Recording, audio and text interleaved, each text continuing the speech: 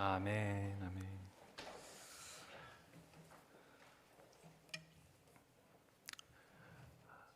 아프리카에 한 선교사님께서 길을 가시다가 사자를 만났습니다. 그래서 살려고 막 도망가는데 사람이 빨라봐야 얼마나 빠르겠습니까? 결국은 사자에게 이제 따라잡혀가지고 이제 사자에게 이제 잡아먹기 직전이었는데 그 찰나의 순간에 이 선교사님이 외마디 기도를 합니다. God, let this lion be a Christian. 하나님, 이 사자가 크리스천이 되게 해주세요. 네. 그런데 그 순간 갑자기 발톱과 이빨을 내세우고 있던 그 사자가 갑자기 그 앞발을 모으더니 기도를 하더랍니다. 하늘에 계신 우리 아버지요, 오늘도 일용할 양식을 주셔서 감사합니다. 밥 잘 먹고 건강하게 해주십시오. 예수님의 이름으로 기도합니다. 아멘. 여러분, 여기서 진짜 반전이 뭔지 아십니까? 오늘도 일용할 양식을 주셔서 감사합니다. 기도하기 전부터 원래 사자는 크리스천이었다는 겁니다. 여기서 반전. 이런 경우에는 우리가 이걸 기도의 응답을 받았다고 해야 되는 겁니까? 아니면 기도의 응답을 못 받았다고 해야 되는 겁니까? 뭐 우스갯소리지만 어쨌든 중요한 것은 뭐다? 기도다. 어쨌든 필요한 것은 결국 우리에게는 뭐밖에 없다? 기도밖에 없다는 것이죠. 사자한테 먹힐 때 먹히더라도 기도밖에 없다는 것이죠. 우리가 모두 다 잘 알고 있습니다. 우리가 반드시 기도해야 한다는 것을, 항상 기도해야 한다는 것을. 근데 그럼에도 불구하고 우리가 기도하기를 포기할 때가 참 많이 있습니다.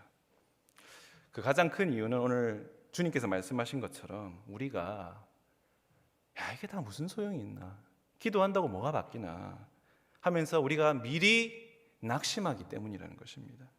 즉 기도의 가장 큰 적은 뭐다? 낙심하는 것입니다. 그러므로 우리 더자랑교회 성도 여러분들께서는 어떤 경우에도 낙심하지 마시고 끝까지 포기하지 마시고 무언가 일이 일어날 때까지 기도하시기를 주님의 이름으로 축원합니다. 오늘 본문은 우리가 자주 들어봤을 과부와 재판장의 비유입니다. 오늘 제목처럼 이 비유에는 두 명의 인물이 등장하고 있습니다. 첫 번째 인물은 재판장입니다. 오늘 본문 2절에 어떤 도시에 재판장이 있었는데 이 재판장이 어떤 사람이었냐면 그 시대에는 무신론자라는 게 있을 수가 없는데 그런 시대에도 불구하고 하나님을 두려워하지 않는, 하나님조차 두려워하지 않다 보니까 사람은 더더욱 무시하던 그런 재판장이 있었다는 것입니다. 그런데 이 비유에만 이런 재판장이 등장하는 것이 아니라 실제로 예수님 당시에 이런 사람들이 존재했다는 겁니다. 앞에서는 이제 백성들이 이 재판장들의 권세와 이 권력 때문에 무서워서 고개를 숙였지만 뒤에서는 이 재판장들을 경멸하고 미워했던 그런 사람들이었다는 것입니다. 그런데 문제는 그 당시 이런 사람들이 한둘이 아니었다는 거예요. 공정해야 되는 이 재판 결과를 뇌물을 받고 손바닥 뒤집듯이 바꾸는 그런 사람들이었다는 겁니다. 또 고위 관료라든지 귀족들이라든지 이런 권력층에게는, 그리고 또 자기와 또 개인적 친분이 있는 사람들에게는 일부러 유리한 판결을 내리는 재판장들이 많았다는 겁니다. 그 대표적인 예가 바울에게 뇌물을 받고 싶어서 그에게 죄가 없음에도 불구하고 풀어주지 않고 계속해서 감옥에 가두어뒀던 벨릭스가 그 대표적인 예라고 할 수 있겠습니다. 명색이 재판장이라는 사람들이 양심도 없고 법에 대한 책임감과 의무감도 없고 오로지 자기 재산을 늘리고 출세할 마음밖에 없는, 오직 그런 것들에만 관심을 두는 재판장님들이었다는 것이죠. 근데 문제는 이런 사람들이 그 당시만 있었느냐? 그래서 여러분이 알다시피 그게 어제 오늘의 일이 아니고 계속해서 지금도 계속 이런 사람들이 있다는 것이죠. 법을 다루는 사람들이 그 법을 모두에게 공평하게 적용시키는 것이 아니라 자기의 사리사욕을 채우기 위해서 남용하는 그런 경우들 말입니다. 근데 그런 게 있을 수밖에 없죠. 왜냐하면 결국은 그게 누가 하는 일입니까? 사람이 하는 일이기 때문에 그런 사람들이 있을 수밖에 없죠. 그런데 이런 것뿐만이 아니라 또 어떤 경우가 있습니까? 도저히 상식적으로 도저히 납득이 안 가는 판결들이 얼마나 많이 일어납니까? 각종 흉악범들이 인권이라는 이유로 혹은 심신미약이라는 이유로 낮은 형량을 받고 감형을 받는다든지 정상 참작을 해준다든지 모범수로 조기 출소한다든지 이런 일들이 참 많이 일어나죠. 세계 최대 아동 성착취물 사이트를 운영하고도 고작 1년 6개월형을 받는다든지, 장애인들을 납치 감금해서 강제 노동시킨 특정 섬 주민들이 실형도 받지 않고 집행유예로 풀려난다든지, 부산 서면에 있었던 그 돌려차기 강간 미수 살인 미수 사건 저지른 그 가해자는 이제 형량 채우면 나가서 복수하겠다고 몸 만들고 그날만 기다리고 있다고 하지 않습니까? 오죽하면 청와대 게시판에 그런 청원도 올라오지 않았습니까? 인간 판사들 못 믿겠다, AI 판사들 채용해달라는 청원까지 올라왔겠습니까? 판사들에 대한, 같은 인간들에 대한 불신이 극에 당한 그런 상황이라고 할 수 있겠습니다. 오늘 본문에 등장하는 이 첫 번째 등장인물은 바로 그런 재판장이었습니다. 하나님을 믿지 않으며 그렇기 때문에 더더욱 사람을 멸시하고 자기밖에 모르는 악한 인간이라는 겁니다. 귀에 걸면 귀걸이, 코에 걸면 코걸이, 자기가 기준이 되고 자기의 유불리를 따져가면서 판결을 내리는 사람이었다는 것입니다. 이런 재판장과 함께 등장하는 두 번째 인물이 있습니다. 바로 과부입니다. 그것도 그냥 과부가 아니라 어떤 과부였습니까? 소송 중인 과부였습니다. 소송과 과부는 참 같이 가기가 어렵습니다. 시작부터 감이 좋지 않습니다. 왜냐하면 기본 전제부터가 불리한 전제이기 때문입니다. 그 시대 과부는요, 교육받을 기회도, 재산을 가질 권리도, 법정에서 증언할 권리도, 먹고 살기 위한 경제 활동도 할 수 없었던, 그야말로 여성 인권이 없는 거나 다름없었던 그 시대 여성들 중에서도 가장 열악한 상황에 있던 여성들이 바로 과부들이었습니다. 왜 그렇습니까? 과부라는 그 설정, 과부라는 상황 자체가 그 어떤 남자도 자신을 위하여서 변호해 주거나 증언해 줄 수 없는 상황이라는 것을 의미했기 때문입니다. 그러니까 원수들이 몰려오고 사기꾼들이 몰려와도 아비도 없고 남편도 없고 아들도 없고 형제가 없으니까 그 얼마 안 되는 그 재산과 땅조차도 지킬 수 없고 당최 이런 것들에 대해서 막을 방법이 없다는 것입니다. 그렇기 때문에 그 당시에 과부들은 실제로 이런 돈을 노리는 사람들의 쉬운 타겟이었습니다. 정말 과부들에게는 기댈 만한, 의지할 만한 수단과 사람들이 아무것도 없는 그런 사람들이었습니다. 유일하게 과부에게 있었던 것, 오늘 본문의 과부에게 있었던 것은 무엇이었습니까? 강력한 의지, 집념 하나밖에 없었습니다. 하나님을 하나님으로, 사람을 사람으로 보지 않는 이 악하고 이기적인 재판장조차도 질려서 두 손 두 발 다 들을 정도로 거의 스토킹 수준의 그런 매달림과 간청만이 이 과부의 유일한 무기이자 가장 강력한 무기였다는 것입니다. 아무리 차단을 해도, 아무리 일십을 해도 계속 카톡 오고 이메일 오고 문자 오고 DM 오고, 생각해 보십시오. 이것 때문에 다른 연락을 받을 수가 없습니다. 하도 이메일을 많이 받아서 그 편지함을 열 수가 없어요. 생활이 불가능해질 정도로 집요하게 끈기 있게 지속적으로 찾아오는 이 과부에게 바늘로 찔러도 피 한 방울 안 나올 것 같은 이 냉혈한 재판관도 항복하고 말더라는 겁니다. 그래서 이 재판장이 뭐라고 얘기합니까? 본문 4절 5절에 내가 하나님을 두려워하지 않고 사람을 무시하나 이 과부가 나를 번거롭게 하니 내가 그 원한을 풀어주리라. 그렇지 않으면 늘 와서 나를 괴롭게 하리라 하였느니라. 도저히 송신스러워서 내가 살 수가 없다. 그냥 빨리 들어주고 치워버려야겠다 라고까지 마음을 먹었다는 겁니다. 재판장은 결코 좋은 의도는 아니었지만 결과적으로는 누구의 청을 들어줬습니까? 결과적으로는 과부의 청을 들어줬다는 겁니다. 과부는 원하는 것을 얻었고요. 어떻게 그럴 수가 있었습니까? 앞서 말씀드린 것처럼 오늘 본 말씀의 주제, 뭔가 일이 일어날 때까지 포기하지 않았기 때문에 원하는 결과를 얻어냈다는 것입니다. 여러분, 이 과부의 상황은 다른 사람들 같았으면 진작에 벌써 포기했을 상황이었습니다. 다시 한번 말씀드리지만 과부는 어떤 존재였습니까? 사회 최약자층이었습니다. 성경에 등장하는 가장 불쌍한 사람들 투톱이 바로 고아와 과부였습니다. 오죽했으면 과부된 것이 범죄함으로 인하여서 하나님으로부터 벌받은 것으로 생각해서 과부가 되자 스스로를 수치스럽게 여길 정도로 과부는 열악한 상황이었습니다. 힘도 없고 돈도 없고 백도 없고, 그렇다 보니까 일반적으로라면 다들 그냥 포기하는 게 그냥 정신건강에 차라리 낫다고 생각했을 그런 상황이었습니다. 누구나도 이런 상황에 처하면 낙심하고 낭망할 수 없어 보이는 그런 상황입니다. 마치 많은 사람들이 낙심하고 낭망해서 기도하지 않듯이 말입니다. 그러나 오늘 본문의 과부는 낙심하고 낭망하지 않았습니다. 계속해서 재판장의 이름을 불렀고 계속해서 그의 집에 문을 두드렸습니다. 그가 그래서 도저히 집에 있을 수가 없으니까 집 밖에 나와서 달아나면 악착같이 기어코 쫓아가서 그들이 쫓아 달려가서 그를 붙잡았습니다. 그리고 그렇게 했기 때문에 악한 재판관에게서조차 원하는 결과를 얻어낼 수 있었습니다. 여러분, 기도도 이와 같은 줄로 믿습니다.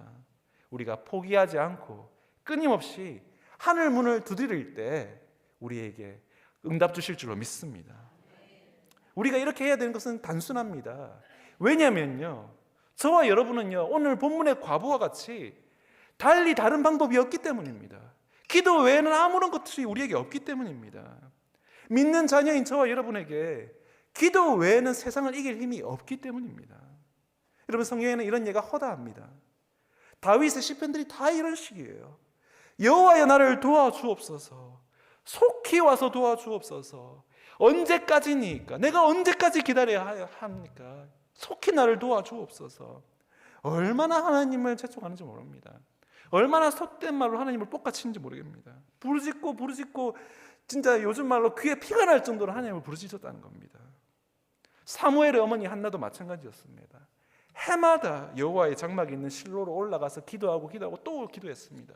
울고 기도하고 또 울고 기도했습니다. 심지어 하나님 자신이신 예수님조차도 기도하고 또 기도하셨습니다. 얼마나 기도하고 또 얼마나 또 기도하셨습니까? 겟세마네 동산에서 땀에 떨어지는 핏방울 같이 기도하셨다라고 기록하고 있습니다. 저와 여러분의 기도도 마찬가지입니다. 우리가 정말 하나님께서 진정 우리의 기도에 응답하신다는 그런 믿음과 우리 확신이 있다면 저와 여러분은 결코 낙심하거나 낭망하지 않고 쉬지 않고 기도해야 할 줄로 믿습니다. 또한 오늘 본문은요, 이렇게 낙심하지 않냐고 쉬지 않고 기도해야 될 이유를 저희들에게 제시해 주시는데, 그것은 바로 이러한 우리의 기도를 들으시는 하나님이 우리 어떤 하나님이신지 우리에게 말씀해 주신다는 것입니다. 오늘 본문의 이 비유의 기본 설정 자체가 원래대로라면 그 누구의 소원도 절대 들어주지 않는 완악한 재판관이라면, 그에 대비되는 하늘에 계신 우리 아버지는 그분의 기본 설정 자체가 자녀의 소원을 안 들어주시는 게 없는 분이라는 겁니다. 완악하고 이기적이고 부패하여서 내무가 권력이 아니면 도대체 꿈쩍도 안 하는 그런 예수님 당시 대부분의 그런 재판자들 중에서 그 한 명조차도 포기하지 않는 그 과부의 청을 뿌리치지 못했는데 하물며 사랑의 하나님이시겠냐는 겁니다. 마태복음 7장 9절에서 11절 말씀, 너희 중에 누가 아들이 떡을 달라 하면 돌을 주며 생선을 달라 하면 뱀을 줄 사람이 있겠느냐? 너희가 악한 자라도 좋은 것으로 자식을 줄 알거든 하물며 하늘에 계신 너희 아버지께서 구하는 자에게 좋은 것으로 주시지 않겠느냐? 여러분, 같이 소원을 구하고요, 같이 응답을 받고 같은 결과를 얻어도 오늘 본문의 악한 재판장과 하나님의 응답은 동기 자체가 다릅니다. 악한 재판장은 귀찮아서 귀에 피가 날 것 같아서 소원을 들어준 것이고, 하나님은 우리를 극진히 사랑하셔서 기꺼이 소원을 들어주신 것입니다. 전혀 소원을 들어주신 동기가 다르시고 대응이 다르다는 겁니다. 그리고요, 이런 소원을 들어주는 재판장과 소원을 들어주시는 하나님에 대한 기대치 역시도 다릅니다. 오늘 본문의 과부는요, 대안이 없기 때문에, 방법이 없기 때문에 매달리기는 매달리지만 재판장이 자기의 청을 들어주리라는 확신이 없습니다. 그냥 도구로, 악으로, 깡으로 매달리는 겁니다. 하나님을 두려워하지 않고 사람을 무시하는 악한 재판장인데 그 사람에 대한 기대치가 높아봤자 얼마나 높겠습니까?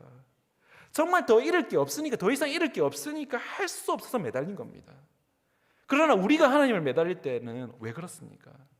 하나님은 기본 전제가 뭐라고 말씀드렸습니까? 기본 전제부터가 우리 편이시라는 겁니다. 기본 전제부터가 우리를 사랑하시는 분이라는 겁니다.